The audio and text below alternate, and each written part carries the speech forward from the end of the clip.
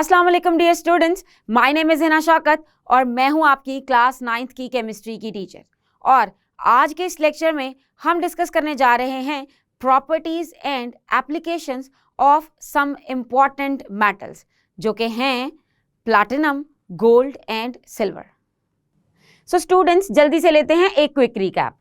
हम पढ़ रहे हैं हमारा chapter number 8 which is chemical reactivity, and so far we are done with discussion of its introduction, जिसमें हमने जनरली डिस्कस किया कि what are metals and what are non metals. Then हमने स्टार्ट किया है हमारा topic 8.1 which is about metals, and so far in metals में हम डिटेल से डिस्कस कर चुके हैं इनकी फिजिकल प्रॉपर्टीज़, और उसके बाद हमने देखी इनकी chemical properties in general. Then we did comparison of physical properties of alkali metals and alkaline earth metals. Then we moved on to the chemical properties and reactivity comparison of alkali metals and alkaline earth metals. और फिर हमने पढ़ा inertness, यानी कि कौन सी ऐसी metals हैं जो कि किसी चीज़ के साथ रिएक्ट नहीं करती, यानी कि जिनकी रिएक्टिविटी बहुत कम है, और इन्हें हमने कहा नोबल मेटल्स भी। साथ ही साथ हमने अपने प्रीवियस लेक्चर्स में ट्रांजिशन मेटल्स को भी डिटेल में डिस्कस किया है और आउटर ट्रांजिशन और इनर ट्रांजिशन के डिफरेंस को भी समझा है। सो आज के इस लेक्चर में हम कंटिन्यू करेंगे इनर्टनेस को, और आज के इस लेक्चर में स्पेसिफिकली हम डिस्कस करने जा रहे हैं कुछ प्रॉपर्टीज़ और यूजेस ऑफ नोबल मेटल्स, यानी कि स्पेशल मेटल्स, प्रीशियस मेटल्स और कीमती मेटल्स की प्रॉपर्टीज़ और यूजेस को डिस्कस करेंगे, जिनमें हैं सिल्वर, गोल्ड एंड प्लैटिनम। आप में से चंद एक ही लोग ऐसे होंगे जिन्होंने इन तीनों का नाम नहीं सुना होगा। हम अपनी ज़िंदगी में इन तीनों मेटल्स को इस्तेमाल भी करते हैं और इनका नाम भी सुन रखा होता है, और मुझे उम्मीद है कि जब हम इसे पढ़ते जाएंगे तो आप इनकी प्रॉपर्टीज़ को भी ईजिली रिलेट कर सकेंगे विद द यूज़। जब भी आपको किसी चीज़ के यूज़ को अंडरस्टैंड करना होता है, सो उसके लिए आपको उसकी प्रॉपर्टी की अंडरस्टैंडिंग बहुत ज़रूरी है। If you know the property, तो आप उस प्रॉपर्टी से यूज़ को प्रिडिक्ट भी कर सकते हैं। चलिए स्टार्ट करते हैं विद सिल्वर। सिल्वर एक कॉमन मेटल है क्योंकि ये ज्वेलरी में यूज़ होती है। सो ज्वेलरी में यूज़ होती है तो तकरीबन हर घर में ही सिल्वर की कोई ना कोई चीज़ ज़रूर मौजूद होती है। अगर हम बात करें इसके सिंबल की, तो its symbol is AG, capital A small g।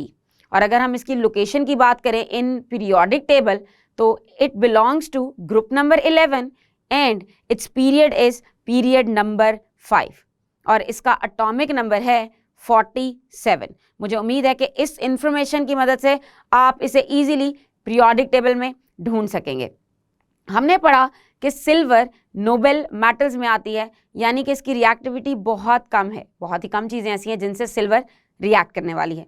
सो चलिए नज़र डालते हैं सिल्वर की कुछ इंपॉर्टेंट प्रॉपर्टीज़ की तरफ। Silver is a white lustrous metal. When we say lustrous, तो लस्ट्रस का वर्ड हम यूज़ करते हैं चमकदार चीज़ों के लिए, यानी कि जो चीज़ें शाइनी हो जाती हैं पॉलिश करने पे, उनके लिए हम वर्ड लस्ट्रस यूज़ करते हैं।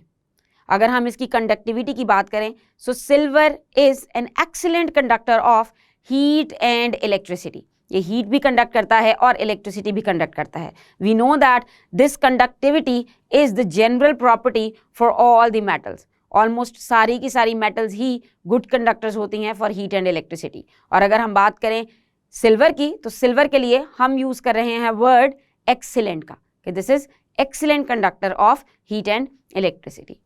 It is highly ductile and malleable. We know that ductility is the property in which we can turn something into wires, यानी कि हम उसे stretch करके वायर बना सकते हैं। and malleability मतलब हम किसी चीज़ को हैमर करके उससे शीट्स में कन्वर्ट कर सकते हैं, यानी कि उसकी थिकनेस को बहुत ही कम कर सकते हैं। सो यस, सिल्वर के लिए हम ये कर सकते हैं।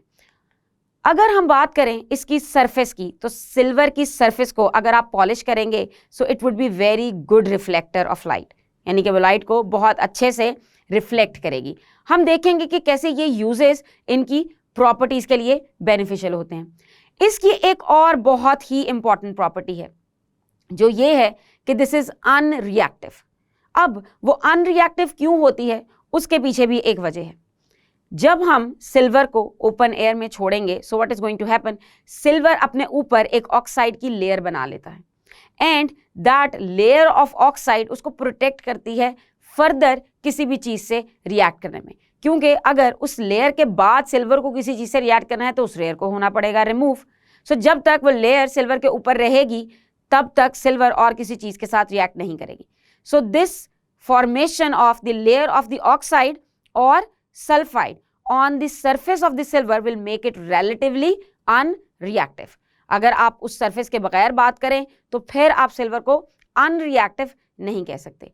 Under normal conditions of atmosphere air does not affect silver. Normal conditions में एयर अफेक्ट नहीं करती, लेकिन अगर एयर में मॉइस्चर आ जाए या फिर और किसी किस्म की कोई तब्दीली आ जाए तो फिर सिल्वर एयर के साथ रिएक्ट कर सकती है। एक और प्रॉपर्टी पर नजर डालते हैं, वो ये है कि it tarnishes in the presence of sulphur. अगर सल्फर या फिर सल्फर कंटेनिंग कंपाउंड्स प्रेजेंट होंगे and they will come in contact with the silver, so उससे ये टार्निश हो जाएगी। टार्निश का मतलब होता है, इस वर्ड का ये मतलब है कि उस चीज़ का, उस मेटल का, उस सब्सटेंस का कलर ख़राब हो जाएगा, यानी कि वो स्पॉइल हो जाएगी, उसका जो ओरिजिनल कलर है वो फेड कर जाएगा या फिर टोटली चेंज हो जाएगा। इसके लिए हम वर्ड यूज़ करते हैं टार्निश का। सो सिल्वर टार्निश करती है इन the presence of sulphur containing compounds. And if you talk about sulphur containing compounds तो उसकी एग्जांपल है हाइड्रोजन सल्फाइड। ये एक गैस है जो अमूमन पोल्यूटेड एयर में पाई जाती है। सो अगर वो प्रेजेंट होगी और उसमें आप सिल्वर को रखेंगे, so what will happen, silver will tarnish. अब ये तो थी कुछ प्रॉपर्टीज ऑफ सिल्वर। अब इन्हीं प्रॉपर्टीज को आपको रखना है अपने माइंड में और इसके यूजेस को स्टडी करना है। Silver is a very soft metal, so that's why it is rarely used as such, यानी कि हम इसको एज सच यूज नहीं करते। प्योर फॉर्म में सिल्वर को बहुत कम इस्तेमाल किया जाता है। उसकी रीजन आपको पता होनी चाहिए कि this is a soft metal. तो अगर वो सॉफ्ट है तो वो बहुत जल्दी टूट जाएगी और फिर उससे बनी हुई कोई भी चीज़ उतनी पायदार नहीं होगी। सो इसलिए हम इसे कुछ मजबूती देने के लिए, थोड़ा हार्ड करने के लिए, इसकी फिजिकल प्रॉपर्टीज़ को अपने अकॉर्डिंग थोड़ा सा मोल्ड करने के लिए हम इसे यूज़ करते हैं in combination with other metals. और सिल्वर के साथ कॉम्बिनेशन में जो सबसे ज़्यादा मेटल यूज़ होती है इट इज़ कॉपर। सो हम कह सकते हैं कि alloy of silver and copper they are widely used in making. अब जो यूज़ आप लिखेंगे वो होगा इसके एलॉय का, और वो है making of coin, making of silverware and ornaments. Ornaments मतलब ताज़ीनो आराइश की चीज़ें, किसी चीज़ को खूबसूरत बनाने के लिए जो इस्तेमाल होती हैं उन चीज़ों को आप ऑर्नामेंट्स कहते हैं। सो यहाँ ये पॉइंट याद रखना बहुत ज़रूरी है कि जब सिल्वर का एलॉय बनता है तो वो किस और मेटल के साथ बनता है। तो सिल्वर का एलॉय बनता है कॉपर के साथ। और एलॉय बनाना क्यों ज़रूरी है, क्योंकि अलोन फॉर्म में silver is a soft metal, so उसको एज सच यूज नहीं किया जा सकता। Now compounds of silver they are widely used in, silver से बने हुए कंपाउंड्स यूज होते हैं फोटोग्राफिक फिल्म्स में और डेंटल प्रेपरेशंस में भी। Silver is also very important in mirror industry, यानी कि मिरर इंडस्ट्री में भी इसकी बहुत ज़्यादा एप्लीकेशंस हैं। अब आपको पता होना चाहिए कि मिरर का काम होता है लाइट को रिफ्लेक्ट करना, और अगर सिल्वर की आप प्रॉपर्टी पे नज़र डालें तो सिल्वर लाइट को रिफ्लेक्ट कर सकती है। इसकी सरफेस शाइनी होती है जब आप पॉलिश करते हैं और ये लाइट को अच्छे से रिफ्लेक्ट करती है। सो इट मीन्स दैट इसको हम यूज़ कर सकते हैं मिरर इंडस्ट्री में भी। ये तो डिस्कशन हुई रिलेटेड टू सिल्वर। मुझे उम्मीद है कि आप अपने इर्द गिर्द अब जब भी सिल्वर देखेंगे तो उसकी प्रॉपर्टी से उसके यूज़ को रिलेट कर सकेंगे। Let's move on to the next precious metal which is gold. Gold is a very beautiful metal. Its color is very beautiful. It's yellow colored metal. बहुत यूनिक कलर है। बहुत कम चीज़ें हैं जो गोल्ड कलर में nature में पाई जाती हैं and gold is one of them. इसीलिए ये कलर ही इस मेटल की आइडेंटिटी है। गोल्ड कलर आपने सुना होगा, हम गोल्डन कलर या गोल्ड कलर इस मेटल से रिलेट करके ही यूज़ करते हैं। If we generally discuss about the basic properties तो उसमें इसका सिंबल है AU, capital A and small u। This is from the old name aurum, और ऑरम से हमने फर्स्ट 2 लेटर्स पिक करके इसका सिंबल लिखा है विच इज AU। अगर इसकी पीरियोडिक टेबल में लोकेशन की बात करें so it is present in group 11। ये बिलोंग करती है ग्रुप 11 से, जो कि सेम ग्रुप है विद सिल्वर, और इसका पीरियड है period number 6 and its atomic number is 79. Color इसका yellow है, but like silver, this metal is also very soft metal. अब जब मैंने सॉफ्ट का वर्ड यूज किया है तो एक चीज क्लियर हो गई होगी कि अगर ये सॉफ्ट है तो इसको भी हम किसी ना किसी अलॉय की फॉर्म में यूज करते होंगे. इसको हम आगे जाके डिस्कस करने वाले हैं. So it is most malleable and ductile metal of all the metals present. जितनी भी metals present हैं उनमें सबसे ज्यादा highly malleable metal है gold. आपको याद होगा in chapter 2 when we were discussing Rutherford's experiment, तो रदरफोर्ड ने अपने एक्सपेरिमेंट के अंदर गोल्ड फॉइल यूज की थी क्योंकि उसको एक बहुत थिन शीट चाहिए थी जिसपे वो अल्फा पार्टिकल्स को बम्बार्ड करता और उसने न्यूक्लियस को आइडेंटिफाई करना था. सो उस थिन शीट को बनाने के लिए उसने गोल्ड को चूज किया because this was the property of gold that gold is the highly malleable metal. तो अगर वो हाईली मैलिएबल है तो हम उसकी बहुत ही थिन शीट बना सकते हैं. और this is just for revision के वो थिकनेस थी 0.0000 सेंटीमीटर जो कि बहुत कम है. सो गोल्ड की ये प्रॉपर्टी है कि वो इतनी कम थिकनेस में भी अपना स्ट्रक्चर मेंटेन कर सकती है. अगर बात करें इसकी डक्टिलिटी की, ये तो मैंने आपको एग्जांपल दी है इसकी मैलिएबिलिटी की. डक्टिलिटी की अगर बात करें यानी कि इसको अगर आप ड्रॉ करें वायर में तो कितनी लंबी वायर बना सकते हैं. 1 gram of gold can be drawn into a wire of 1.5 kilometres. यानी कि आप 1 ग्राम गोल्ड से अगर आप उसे स्ट्रेच करके वायर में कन्वर्ट करें तो आप 1.5 किलोमीटर लॉन्ग वायर उससे बना सकते हैं. This shows that how ductile this metal is.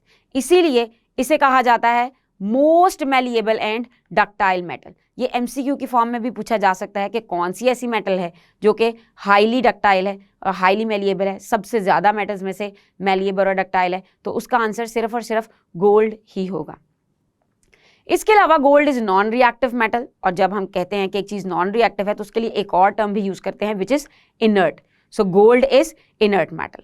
और अगर इनर्ट है तो ये चीज़ शो करती है that it is not affected by the atmosphere. आप इसे जिस तरह मर्जी खुला रखें हवा के अंदर, this is not going to affect, यानी कि हवा इसके साथ कोई रिएक्ट नहीं करेगी. और सिर्फ हवा या ऑक्सीजन की बात नहीं है, it is not affected by any single mineral. कोई सिंगल मिनरल एसिड या फिर मिनरल बेस इसको अफेक्ट नहीं कर सकती, इसको टार्निश नहीं कर सकती, इसकी ब्यूटी को ख़राब नहीं कर सकती. So because of its inertness in atmosphere it is an ornamental metal. और साथ ही साथ ये यूज़ होती है कॉइन्स बनाने में भी. ऑर्नामेंटल चीज़ों को हमेशा ऐसा होना चाहिए कि जब आप उन्हें ओपन रखें, आप उन्हें रूम में रखें, गार्डन में रखें या कहीं पे भी रखें, वो अपनी शाइन, अपनी खूबसूरती लूज़ ना करें. सो चूँकि गोल्ड के पास ये प्रॉपर्टी है कि वो किसी भी चीज़ के साथ रिएक्ट नहीं करती तो ये एज ऑर्नामेंट बहुत अच्छे से यूज़ हो सकती है. तो क्या आप हर ऑर्नामेंट में गोल्ड को यूज़ कर सकते हैं? कर तो सकते हैं, लेकिन this is very valuable metal as well. ये बहुत एक्सपेंसिव मेटल भी है. सो यहाँ पे कुछ अफोर्डिंग इश्यूज भी आ सकते हैं. अब हमने देखी थी एक प्रॉपर्टी गोल्ड की कि gold is very soft. So अगर gold is too soft so it means that it can not be used as such. हम उसे एज सच यूज़ नहीं कर सकते. It is always alloyed with copper, silver और some other metals. जो सबसे ज़्यादा यूज़ होती हैं वो हैं कॉपर और सिल्वर. कॉपर और सिल्वर को हम गोल्ड के साथ अलॉय करने में यूज़ करते हैं. और याद रहे अलॉय होता है मेटल और मेटल का मिक्सचर.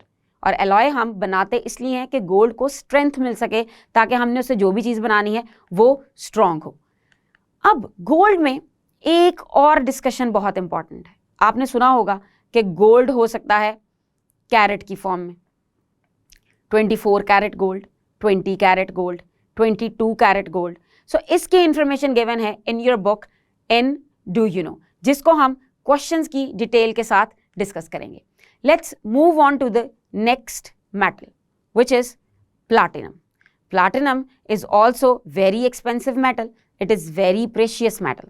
अगर हम बात करें इसके सिंबल की, so it's symbol is PT, capital P, small t, और इट बिलोंग्स टू ग्रुप 10. लेकिन इसका पीरियड सेम है एज गोल्ड. ये बिल्कुल गोल्ड से पहले लिखी हुई होती है, यानी कि गोल्ड से जो पिछला एलिमेंट है वो है प्लैटिनम. तो चूंकि गोल्ड का एटॉमिक नंबर था 79, सो प्लाटिनम का एटॉमिक नंबर है 78। प्लाटिनम के हम यूजेस और हम इसकी एप्लीकेशंस को साइड बाय साइड डिस्कस कर लेते हैं। Platinum is used to make jewellery items.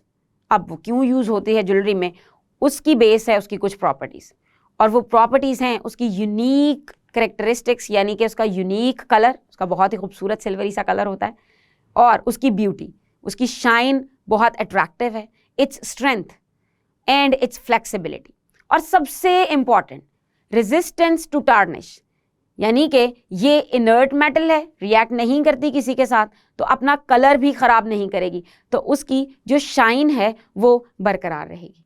It provides a secure setting for diamonds and other gemstones, यानी कि अगर आपने डायमंड्स पहनने हैं या फिर जेमस्टोन्स को ज्वेलरी में यूज़ करना है या किसी ऑर्नामेंट की फॉर्म में यूज़ करना है, सो बेस्ट चीज़ है इसके लिए प्लाटिनम, क्योंकि प्लाटिनम उसको होल्ड करेगी इन प्लेस। और अगर वो जेमस्टोन आप प्लाटिनम में लगाएंगे सो वो इन्हांस करेगा उसकी ब्रिलियंस को। एक तो प्लाटिनम इटसेल्फ इतना खूबसूरत है और जेमस्टोन्स भी खूबसूरत होंगे, और प्लाटिनम उसको ख़राब भी नहीं होने देगा, और प्लाटिनम इनर्ट होने की वजह से अपना कलर भी लूज नहीं करेगा।